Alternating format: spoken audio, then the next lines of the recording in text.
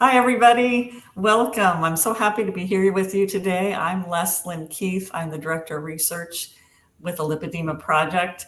And we are, of course, gearing up for our wonderful virtual heart-to-heart event coming up at the end of this month, September 27, 28, 29. And I am so pleased here today to be with one of our speakers that is going to be with us at the event. I'm here with Cindy Beers. Hi, Cindy. Hi, good to see you, Leslyn. Hi. And we recently met each other. I guess virtually, we recently met each other. But I am so excited to know you, Cindy, and the things that you do. So what we want to do today was, of course, talk about the event coming up, which is going to be awesome. But also the special things that you are going to be doing in participation of the event. And I just realized looking at your background, I thought this was a virtual background, but you are actually outside and I see the wind chimes going and stuff. You look like you're in a delightful setting. Is this at your home? This is my home and I'm out on my patio. This is where I usually come out and meditate and read and just, de-stress. And we have it set up that it's just a peaceful place. It looks absolutely wonderful. So green and lush and just a peaceful place to be, a gentle breeze going. So, oh, yeah. Very nice. But that speaks to, who you are and what you do, Cindy, because you are not only a hypnotherapist, but what we're going to do with our event is your yoga. And you're a yoga therapist and the things you do with yoga and specifically for women with lipedema. Can you tell people a little bit about this, what you do? Well, thank you for that, Leslyn. And it was a great intro. I've been a yoga teacher for over 20 years. And when I first started out, one of the things that I noticed is, and even now, mental health is a really big thing. So I put together a program from Yoga for Mental Health.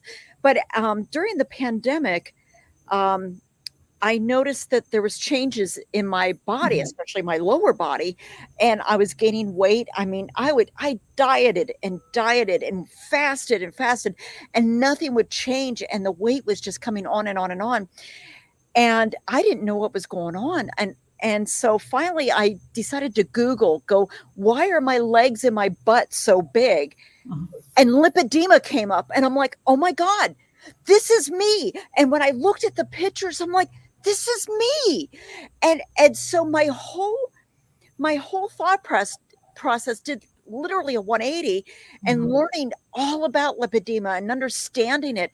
And thank goodness for Catherine, because I bought her book and I'm like, oh my gosh, this is exactly what's going on with me. So when I got my diagnosis, I'm like, you know what? This needs to be my purpose. This needs to be where I'm at because of all the yoga trainings I've done in 20 years, all of it's accumulated into right here, right now, working with the men and women that have lipedema and and making people realize, yeah, your legs and your rear end might be big and it might be hard to lift those legs and you might be with a walker or a cane or a wheelchair, but you can still do yoga. And, yoga is, just a mindful movement. And it's not just about moving the body, it's working with this too. So I'm pulling in all the stuff from my mental health yoga and taking that and bringing it in and having people understand that we can conquer our lives. And yes, we might be limited to what we can do, but let's focus on what we can do. Yeah, and as you were talking, Cindy, it struck me how the way that you're talking about yoga and how it can work with people who have lipedema, it really fits in so perfectly with our idea of a holistic approach in not just dealing with the physical symptoms of what's happening physically, but we want to deal with the mental, psychological, the social, the spiritual, and the emotional as well. And the way you talk about yoga, it addresses all of those areas. Yeah. It really is dealing with the whole person when you're doing a yoga practice. And certainly if you're going to do it in a group, as many people who do it in a group, we're getting to the social part too. Yeah. Yeah. And even if we would do, like, for the conference, we're going to be doing online yoga practice. And even with an online realm, we create community. And in yoga, we call that Sangha, community. And that's what, I want people to realize, you're not alone. There's a lot of us out there that look just like you. Right. And if we can all work together to help each other, that's building each other up. I'd like to go ahead and get your website popped up here, because people can go and find out more about all the various things that Cindy does with yoga and other things that she does as well. So cindybeers.com. And I would like to also share with people what specifically you're going to be doing with our event. And two things that I want to say three things that we've talked about. One is that just prior to the event each day, we're having this social connection time. And Cindy is going to be being in one of those rooms, kind of like a Zoom room that people can go into, and she's going to be leading you in about 45 minutes of discussion about yoga and trying some things, probably sitting in your chair.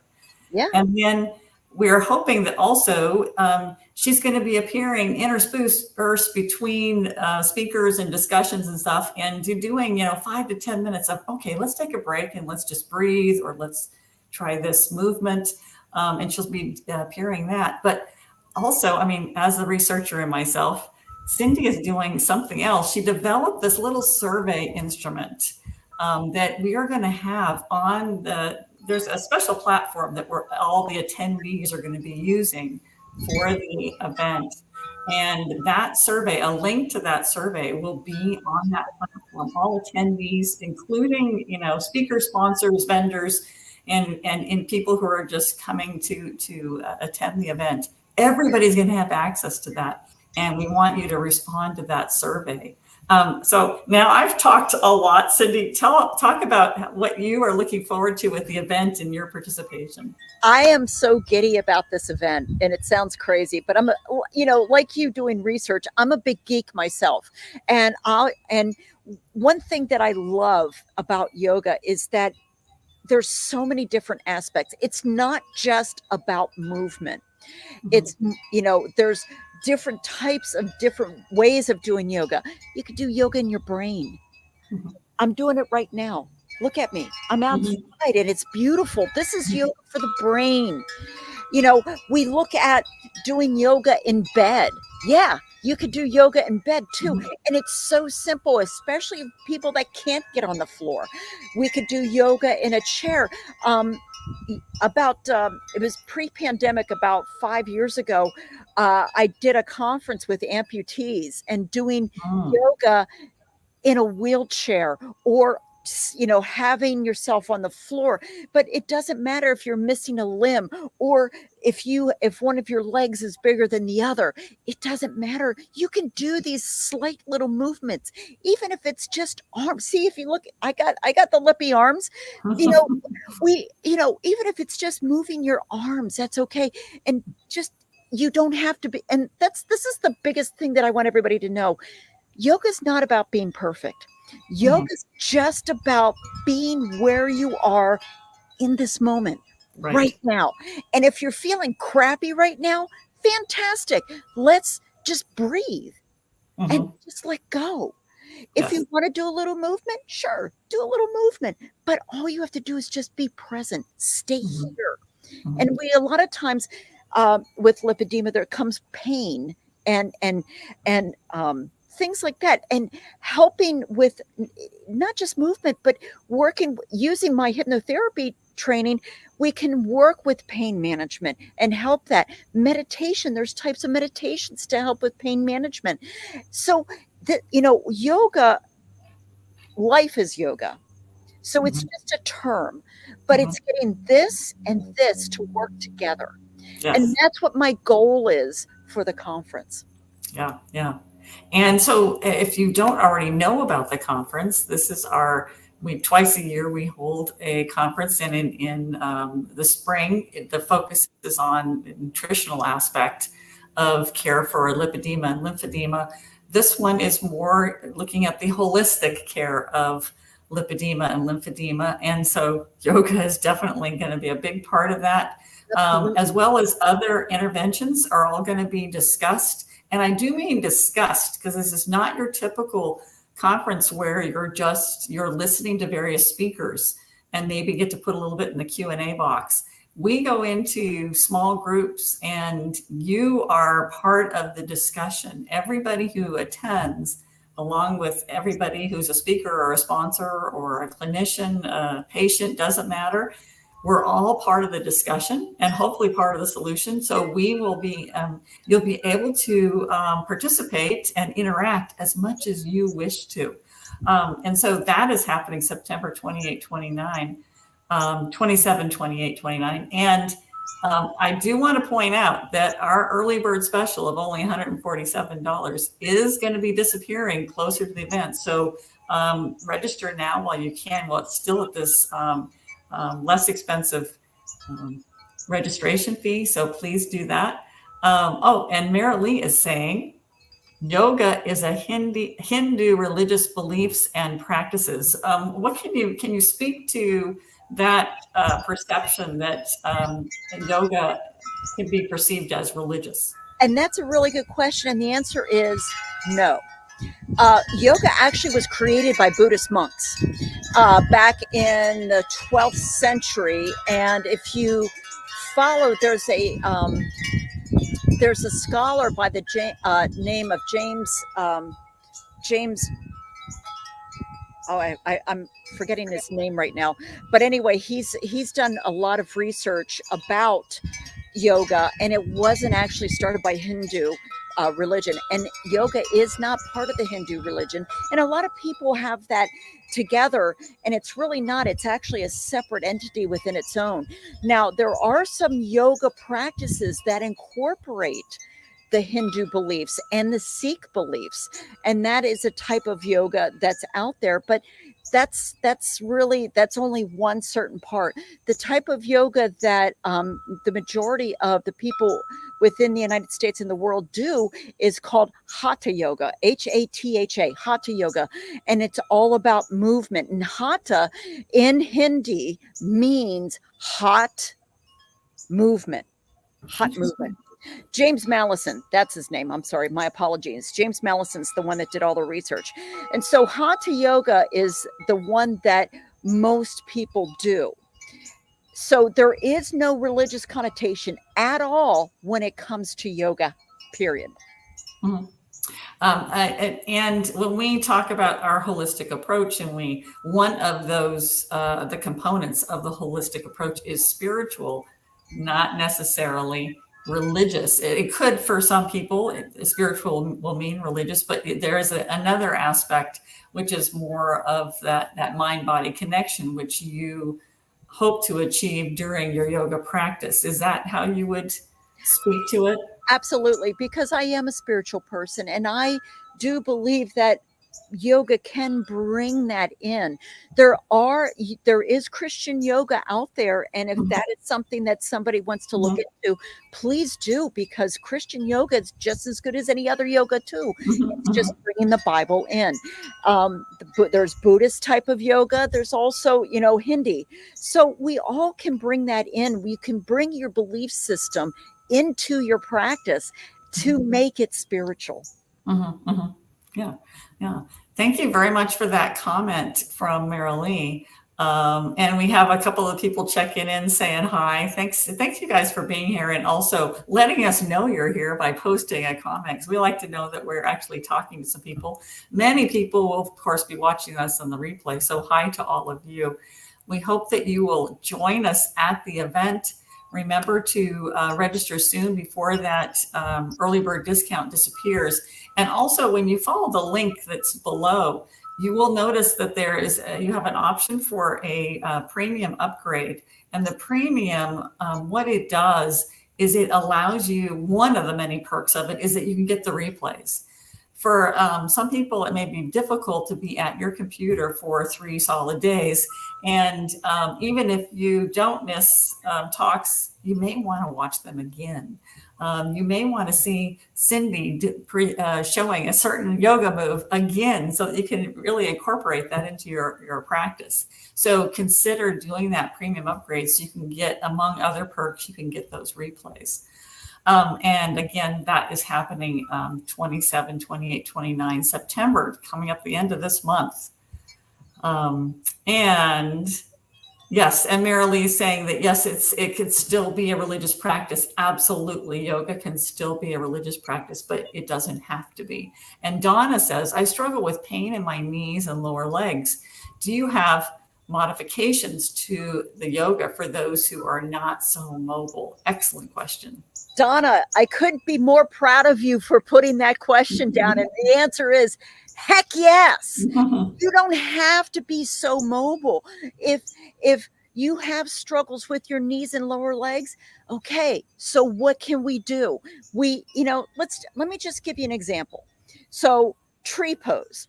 When we're doing a tree pose, you're usually standing with one foot on your calf and you have your arms up. Great. But if that's hard for you, let's think about ways to make it work for you. So how about sitting in your chair and just putting your foot next to your ankle and putting your arms up? You just did it. Boom. So there is always a way, Donna, to make a pose work for you. If you can't get on the floor, fabulous. We could do it in a chair. Can't do the chair? Great. Let's do the bed. So there's always ways to make it work for you, Donna. Thank you for that question.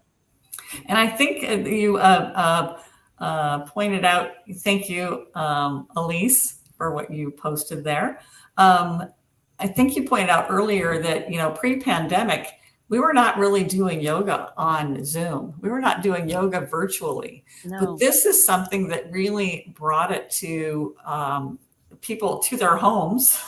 They were able to, if it was difficult to get out to where the yoga was being offered, they could still participate in their home and be led by a yoga teacher. So were you doing yoga classes online prior to the pandemic? Prior to the pandemic, no. But during the pandemic, at the height of the pandemic, I was teaching 15 classes a week. And it was a lot. And, it was trying to make it work for everybody, because nobody had blocks or blankets and things like that. So if you didn't have blocks, what do you use? Okay, well, big cans of beans. You got those? Great. If you don't, how about big books? We got those. If you don't have a blanket, you got a towel? Fabulous. Let's use that. So and I'm going to use that same concept at the conference because not everybody has the yoga all the yoga paraphernalia. Exactly. So we do what works around the house. Hand towels, wood blocks, or big thick books, things like that if you have around your house, bring them along. We're going to use it. So, and bring your questions, just say, after we're done here, you have a question. Don't worry about it. Just click on the link that they're providing, and it's my contact form. Send it to me. I'd love to have your questions. Somebody did have a question that popped up about different types of yoga. Well, let me just say, there's a lot out there. Yes. Traditionally, Hatha yoga is the very original form of yoga. There's also different types that are out there. The hot yoga, Bikram yoga. That's a really big one. Iyengar, Kundalini yoga. So there's so many different types. If you're looking for a place to do yoga, which is fantastic, I'm all for that. Couple things you want to look at. Remember, when you're looking for a yoga studio or a yoga teacher, it's like finding a really good bra. You want it to, and it's the best analogy I can come up with, because you want a bra that's going to fit. It's going to keep the girls in place, lift them up. when you're looking for a yoga teacher, you want someone that's going to be able to work with you with your limitations. You want someone that's going to be understanding and caring and will encourage you. There is types of yoga that are out there that aren't that way. Mm-hmm. And one of the things that I've found, there's an organization out there called Accessible Yoga, and it's run by my friend Jivana Heyman. Fabulous people. They're out of San Francisco. And one of the things that Jivana talks about is meeting people where they're at. And I've said this before, meet them where they're at and work with them to make yoga work for them. Mm-hmm. Not what you want. It's not what I want. Mm-hmm. When I'm going to be teaching at the conference, it's Right. not what I want. It's Right. what you as the community want and need. Mm-hmm. I can come in with a plan, but it might not work. Mm-hmm.